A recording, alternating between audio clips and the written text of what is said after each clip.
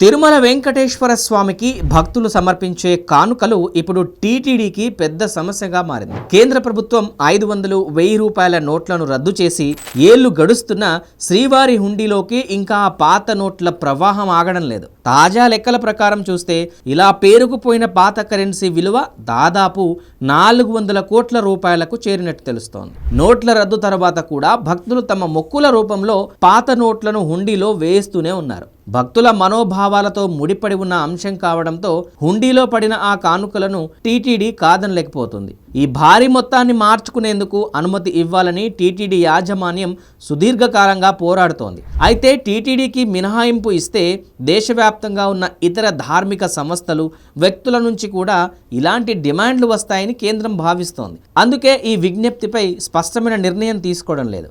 దీంతో భక్తులు సమర్పించిన ఆ 400 కోట్ల నిధులను ఆలయ అభివృద్ధికి కానీ, ధార్మిక కార్యక్రమాలకు కానీ వినియోగించుకోలేని పరిస్థితి నెలకొంది. భక్తుల సొమ్ము ఇలా నిరుపయోగంగా బీరువాల్లో మగ్గిపోతుండడంపై అటు అధికారులు, ఇటు భక్తులు ఆందోళన వ్యక్తం చేస్తున్నారు.